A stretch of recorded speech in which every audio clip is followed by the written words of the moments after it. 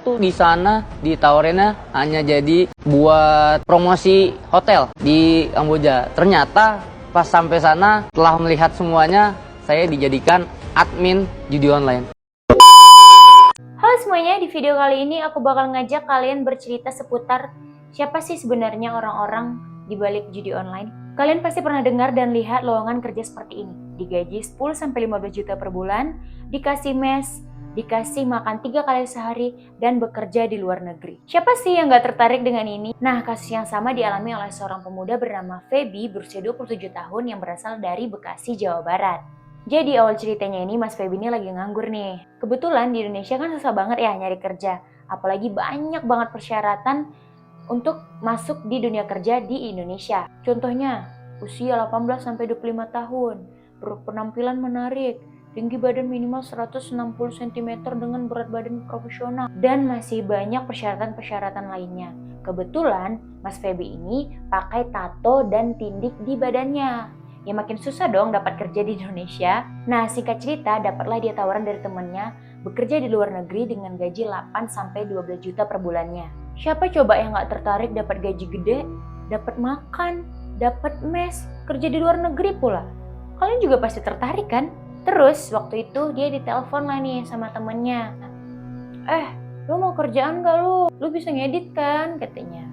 Terus dia bilang lagi nih, ini ada kerjaan nih jadi video editor di Kamboja nih, katanya gitu. Terus si Mas Feby ini jawab, bisa nih, katanya gitu kan. Terus dia bilang lagi, tapi gue nggak ada duit nih buat berangkat ke sana. Gue juga nggak ada paspor.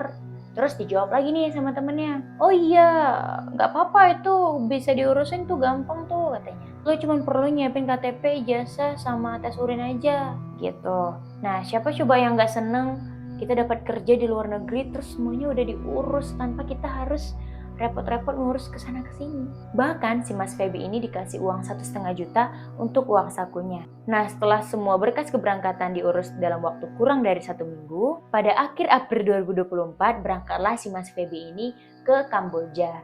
Dari Indonesia transit dulu ke Malaysia, baru ke Kamboja. Sesampainya di Kamboja, pergilah si Mas Feby ini ke hotel di mana tempat ia akan bekerja. Nah, anehnya, saat dia ingin menandatangani kontrak kerja tersebut, dia melihat banyak sekali ruangan yang dipenuhi dengan komputer-komputer dan dilengkapi oleh kamera CCTV. Nah, Mas Feby ini bingung nih, kok kayak aneh nih tempat kerjanya, bukan hotel, katanya gitu kan. Ternyata barulah Mas Feby ini menyadari kalau dia bekerja sebagai admin judi online. Nah, dia nggak bisa apa-apa dong, dia nggak bisa lari dan nggak bisa menolak, karena siapapun yang menolak pekerjaan ini bakalan disiksa, bakalan dipukulin, disentrum, atau bahkan dioper ke sindikat lain.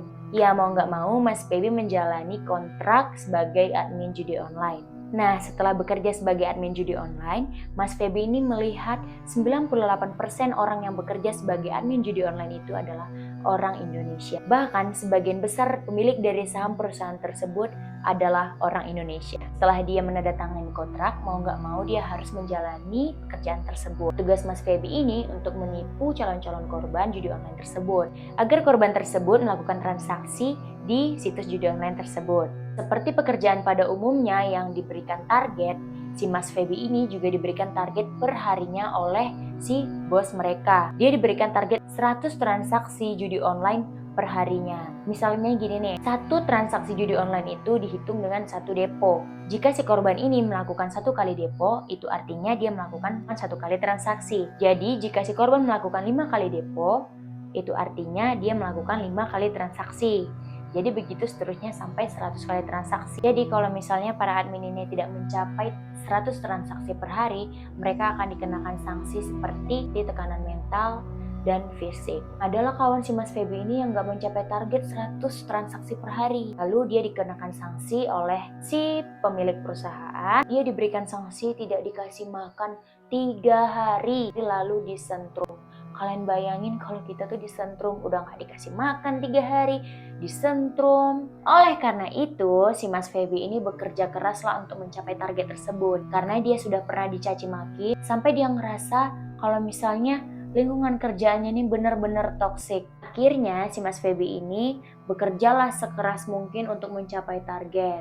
karena dia nggak mau nih sampai nggak dikasih makan, disentrum atau sebagainya. Jadi untuk mencapai target tersebut, nah yang paling mengerikan, para admin judi online ini diberikan data-data orang yang sudah pernah bermain judi online, seperti nomor WhatsApp, nomor rekening bank, dan bahkan alamat rumah dari orang yang sudah pernah bermain judi online tersebut.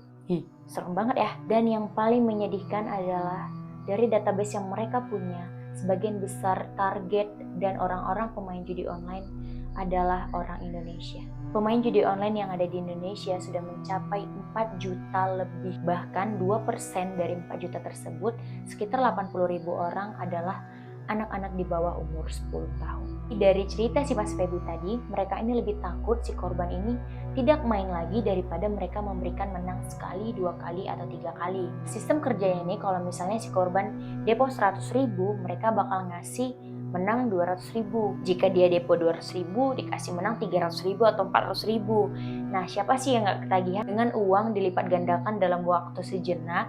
Makanya para pemain judi online ini banyak yang ketagihan sampai mereka penasaran nih, kok awal-awal menang nih, sekali, 2 kali, 3 kali menang.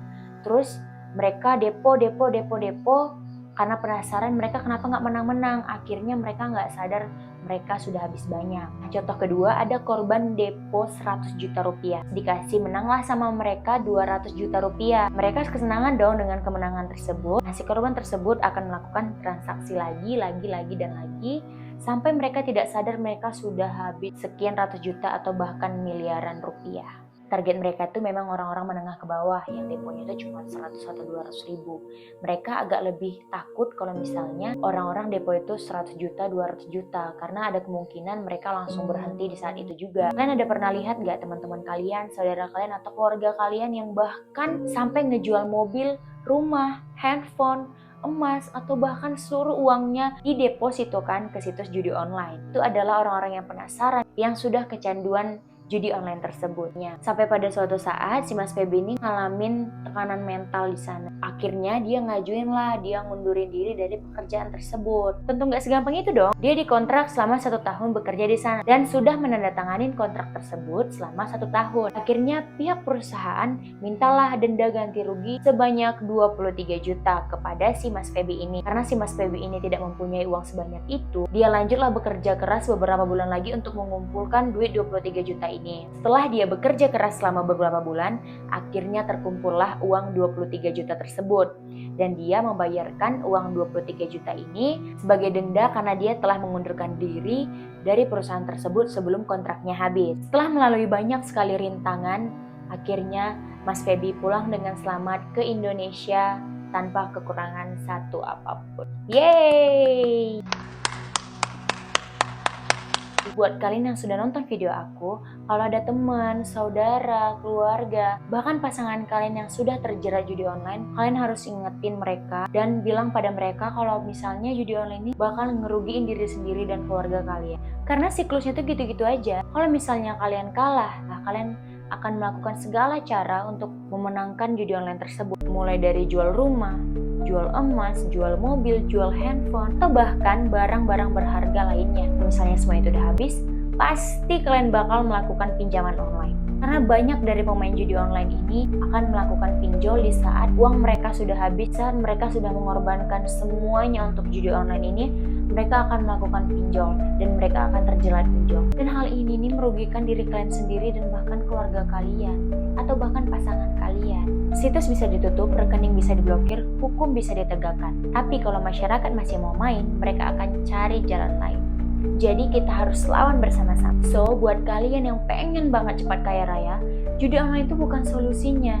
Karena kekayaan bukan datang dari perjudian, melainkan dari kerja keras kita sendiri. Buat kalian yang suka video ini, kalian bisa like dan komen, kemudian share ke teman-teman kalian atau ke keluarga kalian atau bahkan ke pasangan kalian yang sedang terjerat judi online. Supaya mereka sadar kalau judi online ini nggak bikin kaya, bahkan bikin kalian jadi miskin semiskin-miskinnya. Sampai jumpa di video selanjutnya, bye-bye!